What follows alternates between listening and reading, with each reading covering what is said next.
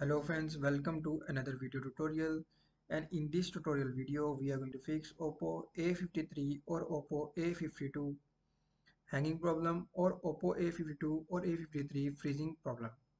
So just don't forget to subscribe if you are visiting first time. So let's start the video without wasting any time.